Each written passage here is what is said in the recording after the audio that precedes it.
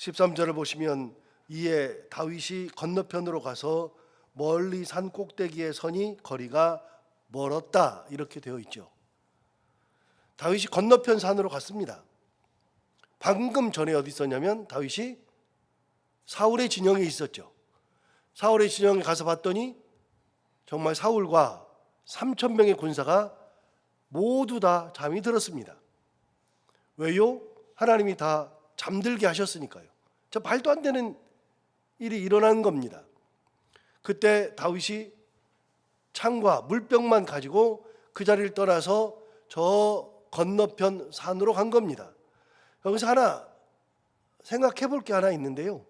여러분, 다윗이 사울의 진영에 갔을 때 무슨 마음이었을까요? 다윗은 사울의 진영에 딱 갔을 때 그 전에 사울이 다윗을 잡아 죽이겠다고 3,000명을 동원해서 왔어요. 자기가 포위당했어요.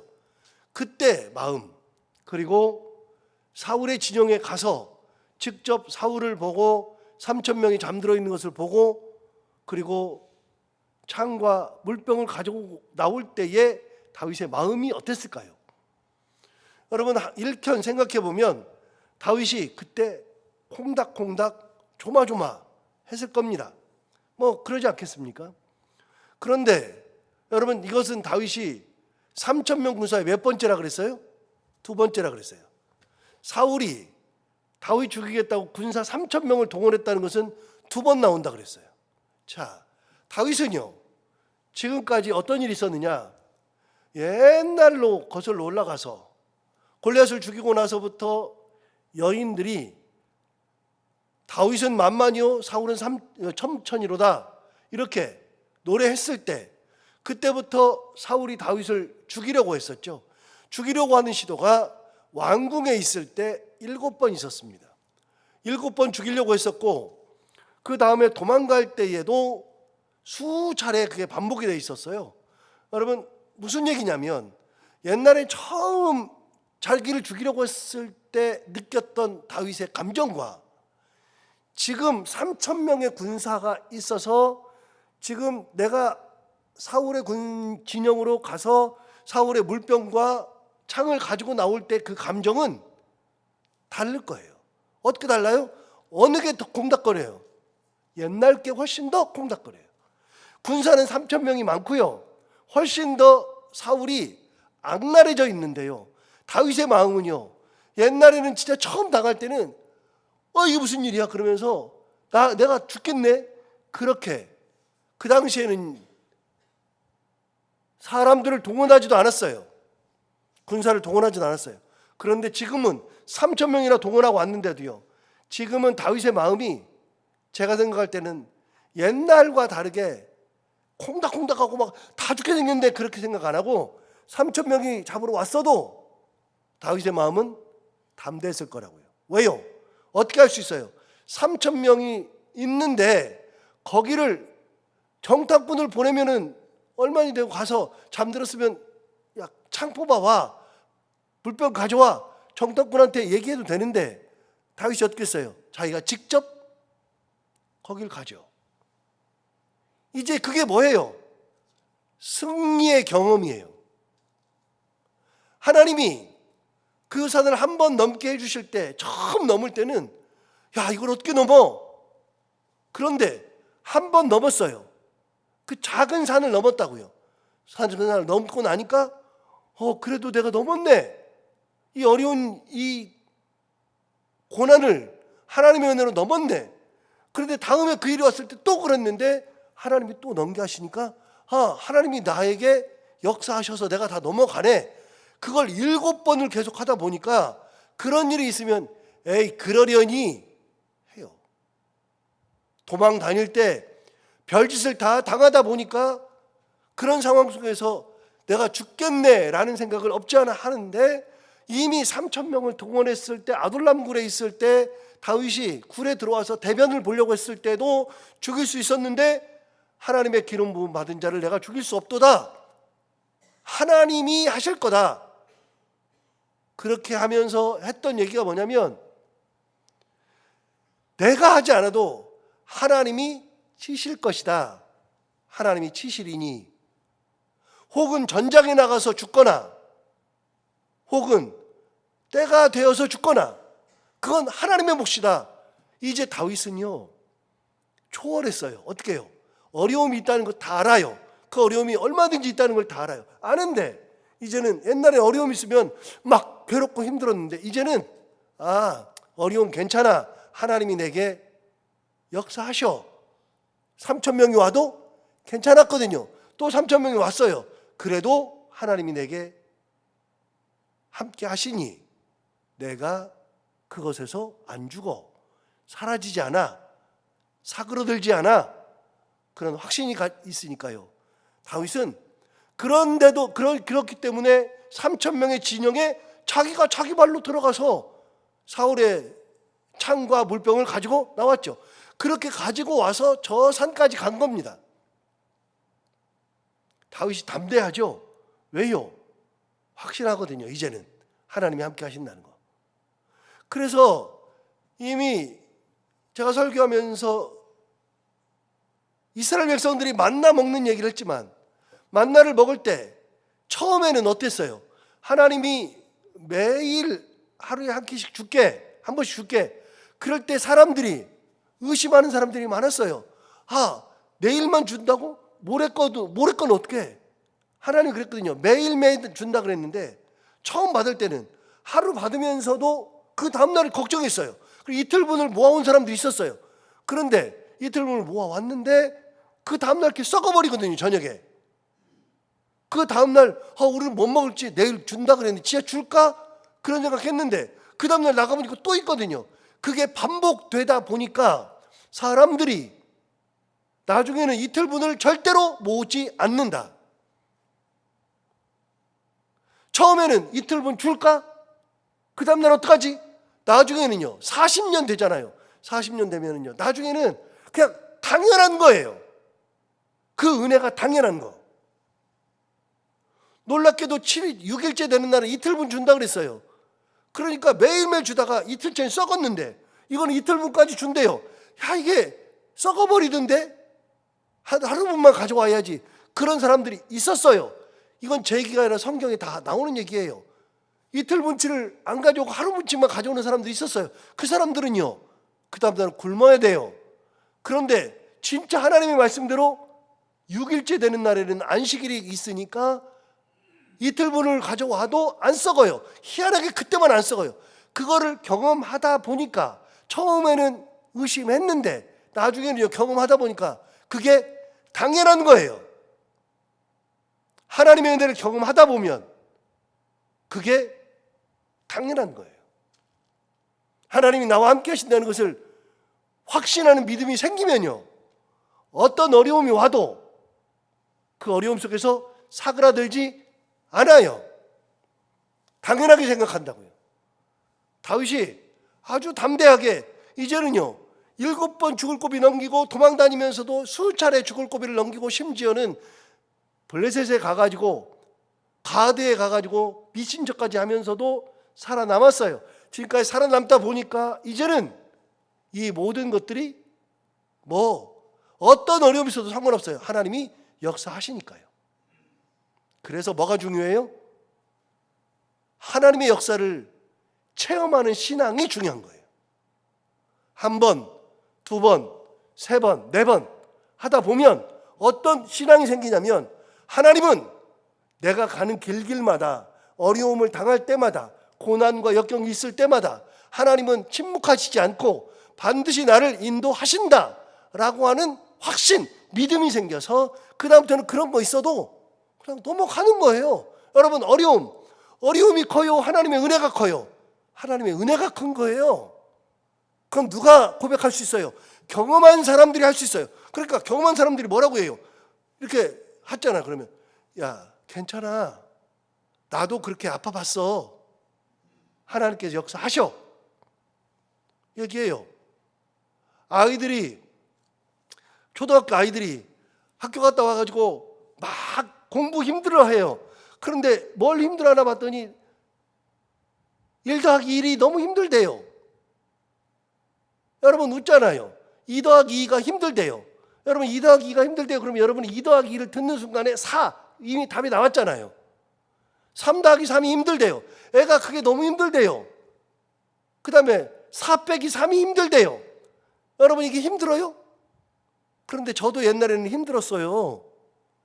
그런데 지나놓고 보니까요, 그게 안 힘들어. 그러니까 애한테 괜찮아, 조금만 해봐, 괜찮아 얘기해요. 누가 얘기해줘요? 경험 있는 사람이 얘기해준다고요.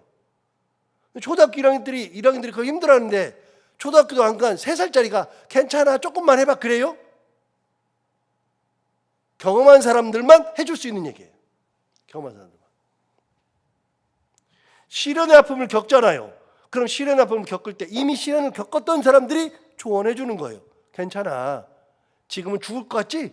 안 그래, 얘기해 주는 거예요. 그래서 경험이 중요한 것이다. 자, 다윗이 그런 경험을 하고 나서 그냥 담대하게 가서 건너편 산으로 간 거예요. 자, 사울과 거리가 멀어요. 아까는 가까운데 멀었어요. 자, 14절 볼까요?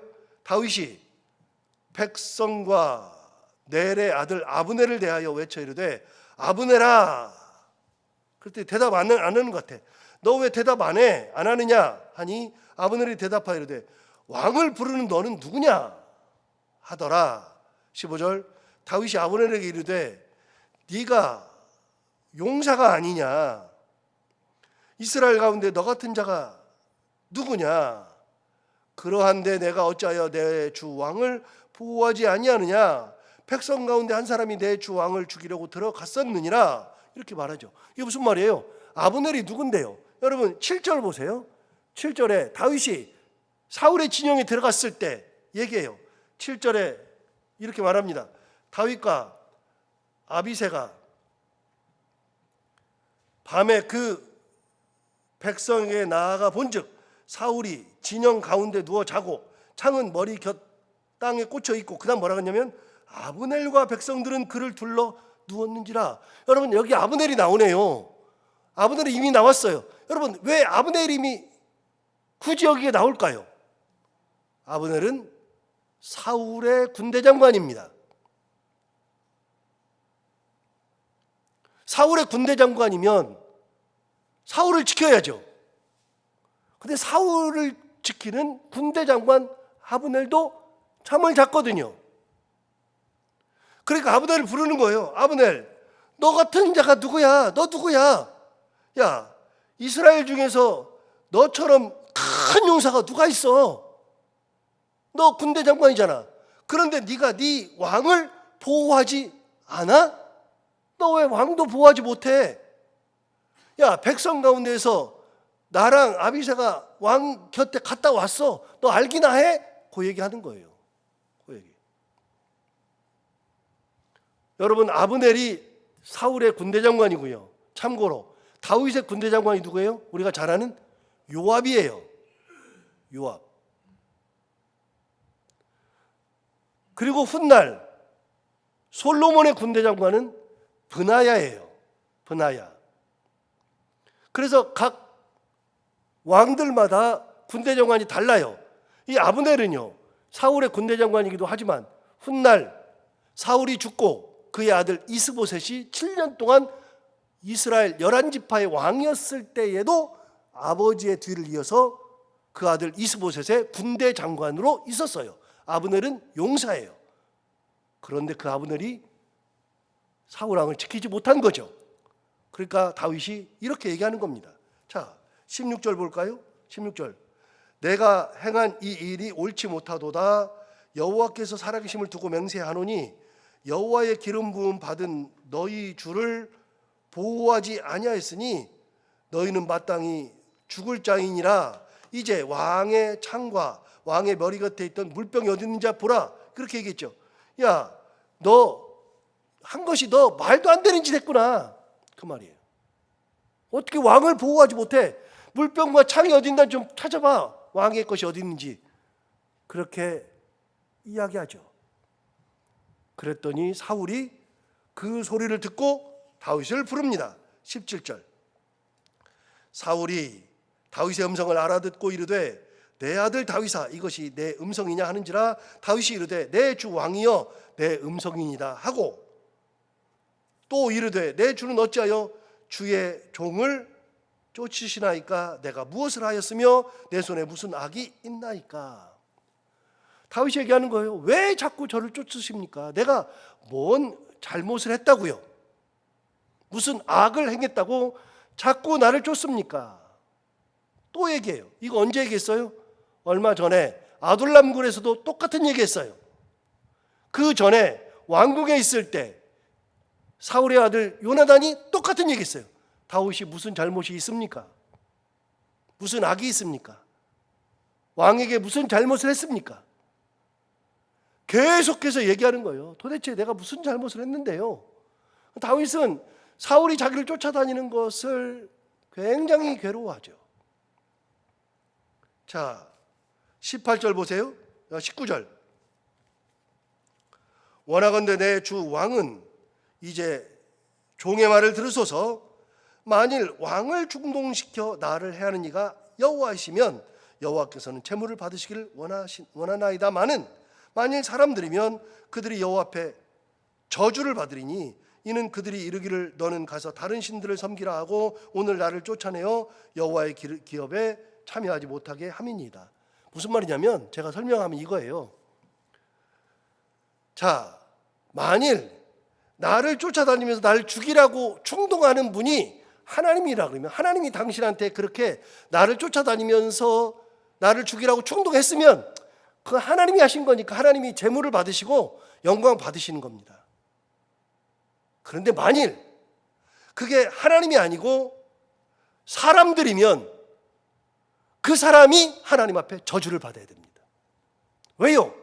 이 사람이 하나님의 뜻을 모르고 이 사람이 나를 죽이라고 하는 것은 하나님의 뜻과 정반대의 길로 가는 거니까 하나님 대신 다른 신을 섬기는 게 하는 것과 똑같고 당신을 잘못된 길로 인도하는 거니까 사람들이면 하나님 앞에 저주를 받고 만약에 나를 죽이라고 하는 것이 하나님이 충동했으면 하나님이 재물을 받으시는 것이 맞습니다. 누구 뜻입니까? 물어보는 거예요. 여러분 누구 뜻이에요? 사울은 알아요. 하나님이 하신 것이 아니라는 걸 알아요. 이미 뭐라 그랬어요? 네가 왕이 될 것을 내가 아노라 그랬어요. 뭐라고까지 얘기했어요?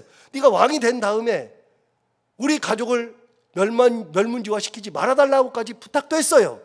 자기 이름을 자기 조상들의 이름에서 끊어내지 말라고도 부탁도 했어요. 이미 다 알아요. 아는데도 또 그래요. 여러분 하나님이 시켰어요? 사람이 시켰어요? 자기 혼자 시킨 거예요. 자기 혼자. 미움이 시킨 거예요. 다윗이 그걸 꼬집어대는 거죠. 누가 시킨 겁니까? 도대체 왜 그럽니까? 내가 무슨 잘못했다고. 마지막 20절 보십시오. 그런즉 청하건대 여호와 앞에서 먼 이곳에서 이제 나의 피가 땅에 흐르지 말게 하옵소서. 이는 산에서 메추라기를 사냥하는 자와 같이 이스라엘 왕이 한 벼룩을 수색하러 나오셨음이니이다. 여러분 뭐라 그래요? 왜 나를 피를 흘리라 그래요? 여기서 피 흘리게 하지 마세요. 그러면서 뭐라 그러냐면 당신이 나를 잡는 것은 여기 나오는 것처럼 메추라기를 사냥하는 것과 같습니다. 내가 무슨 힘이 있다고요? 메추라기 사냥하는 것 같다면서 맨 마지막에 이스라엘 왕이 한 벼룩을 수색하러 나왔음이니이다. 여러분 벼룩이래요. 자기를. 이거 어디 나오는데? 이미 나왔는데 여러분 어디 나와요? 24장에 나와요. 24장 한번 가볼까요? 24장 14절 가볼게요. 24장 14절 이스라엘 왕이 누구를 따라 나왔으며 누구의 뒤를 쫓나이까? 죽은 개나 벼룩을 쫓음이니이다. 자기를 뭐라고 표현했어요? 죽은 개 혹은 벼룩이래요. 여러분 벼룩이 무슨 힘이 있어요? 저 어렸을 때 벼룩 진짜 많이 잡았거든요. 이나 벼룩 엄청 잡았잖아요. 벼룩 잡을 때 어떻게 잡아요? 벼룩 잡을 때 그거 이렇게 해가지고서 이렇게 손가락으로 뚝 해서 죽이잖아요. 이렇게 뚝 해가지고 우리 다 해봤잖아요. 그때는 벼룩이 얼마나 많은지, 이 잡을 때 얼마나 많은지. 이가 그냥 이는 새카매가지고 더 징그러워요. 벼룩은 하얀색인데 그거 이렇게 손톱으로 이렇게 뚝 해서 죽였잖아요. 옛날에 이 옷에 벼룩이 많았다고요. 그래가지고 옷을 이렇게 여기 접한데 거기 꼬맨데 거기에 벼룩이 살았다고요. 그래 엄청 가려우니까 그걸 어떻게 했어요? 촛불에다가요. 그 옷을 이렇게 지나가요. 그러면 두두두두두 그랬다고요. 타 죽는 소리. 우리 다 경험했잖아요. 벼룩이 아무것도 아니에요. 나는 벼룩 같은 존재래요. 나는 당신이 이렇게 하면 난 죽는 거고 이렇게 하면 난 죽는 거고 그런 존재인 나를 왜 도대체 쫓아다닙니까? 나는 당신이 이런 데 신경 쓸 게 아닌데 왜 자꾸만 쫓아다니느냐 그 말이에요. 내가 뭔 잘못을 했는데요. 마지막 사울의 마지막입니다. 마지막 이야기. 오늘 사울과 다윗이 만나면 이걸로 끝입니다. 그들의 관계는 이제 끝입니다. 더 이상 없습니다. 21절 보십시오. 사울이 이르되 내가 범죄하였도다. 내 아들 다윗아 돌아오라. 내가 오늘 내 생명을 귀하게 여겼은즉 내가 다시는 너를 해하려 하지 아니하리라. 내가 어리석은 일을 하였으니 대단히 잘못되었도다. 마지막 얘기 뭐예요? 마지막이 잘못했다는 거예요. 그동안 했다는 거 잘못했다는 거예요. 3,000명 데리고 와서 잘못했대요.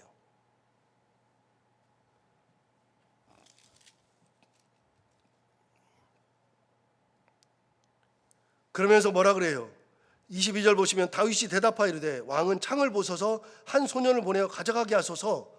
여호와께서 사람에게 그의 공의와 신실을 따라 갚으시리니 이는 여호와께서 오늘 왕을 내 손에 넘기셨으되 나는 손을 들어 여호와의 기름 부음 받은 자를 치기를 원하지 아니하였음이니이다. 여러분, 내가 당신을 죽이지 않은 거 하나님께서 기름 부었기 때문에 안 한 겁니다 얘기해요. 그리고 24절 보시면 오늘 왕의 생명을 내가 중히 여긴 것 같이 내 생명을 여호와께서 중히 여기셔서 모든 환난에서 나를 구하여 내시기를 바라나이다. 자, 여기서 중요한 거 다시 강조해서 한번 읽어요. 뭘 강조해서 읽느냐? 23절, 24절을 제가 강조해서 읽을 거예요. 여러분이 뭘 강조해서 읽는지를 보시면 돼요. 23절 다윗의 이야기예요. 23절 여호와께서 사람에게 그의 공의와 신실을 따라 갚으시리니 이는 여호와께서 오늘 왕을 내 손에 넘기셨으되 나는 손을 들어 여호와의 기름 부음을 받은 자 치기를 원하지 아니하였음이니이다. 24절 볼까요? 오늘 왕의 생명을 내가 중히 여긴 것 같이 내 생명을 여호와께서 중히 여기셔서 모든 환난에서 나를 구하여 내시기를 바라나이다. 여러분, 두 절에서 다윗이 여호와를 몇 번 언급했어요? 4번 언급했다고요. 다윗에는 말 속에 계속 뭐가 들어있어요? 여호와께서 공의와 신실을 따라 갚으십니다. 여호와께서 오늘 왕을 내 손에 넘기셨습니다. 그럼에도 불구하고 나는 손을 들어서 여호와의 기름 부음 받은 자를 치는 것을 원하지 아니하였습니다. 그리고 여호와께서 내 생명을 중히 여기셔서 모든 환난에서 나를 구하여 내시기를 바랍니다. 다윗은 하나부터 10까지 모두 다 그 중심에 하나님이 계셔요. 사울의 이야기에서 하나님이 안 보이잖아요. 잘못했다, 뭐 별소리를 다 하지만 사울의 이야기에서 하나님이 계속해서 안 보여요. 하나님이 안 보이면 내가 커요.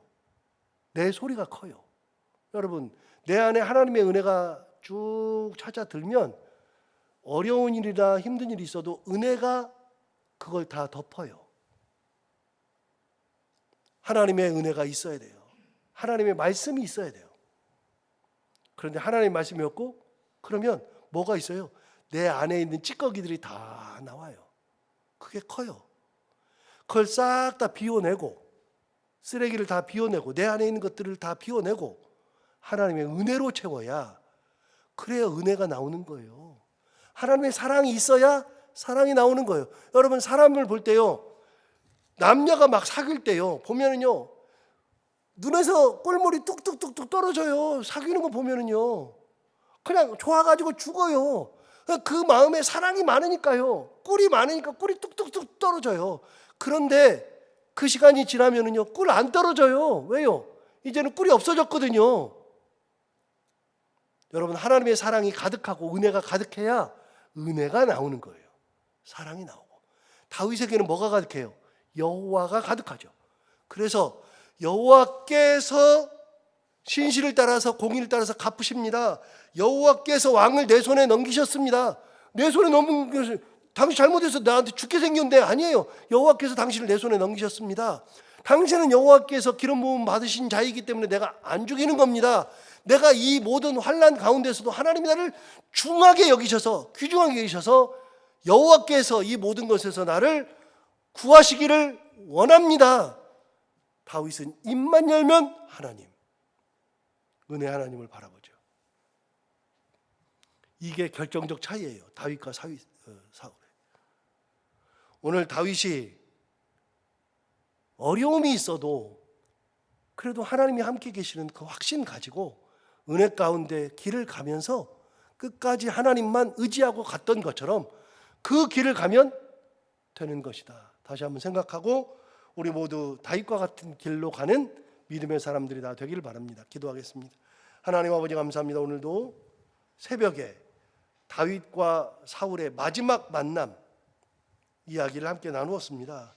하나님 아버지, 이 말씀을 통하여서 다시 한번 생각하는데, 하나님 아버지, 어떤 상황이 되어도 어떤 환난과 역경과 고난 그런 것들이 있다 할지라도 하나님이 나와 함께 하시며 하나님 살아계셔서 나에게 역사하시며 가장 좋은 길로 인도하신다는 믿음 가지고 살아갈 때, 내 안에 하나님이 가득할 때, 하나님의 은혜가 나를 채우고 있을 때, 그때 하나님의 그 크신 은혜로 말미암아 내가 어려움도 고난도 역경도 잘 이겨내고 끝까지 신앙의 길을 갈 수 있다는 것을 생각하고, 오늘도 이 믿음 가지고 나의 생 다하는 날까지 하나님 앞에서 온전한 모습으로 살기를 결단하는 귀한 시간 되게 하시고 그런 하루를 또 보내게 하여 주옵소서.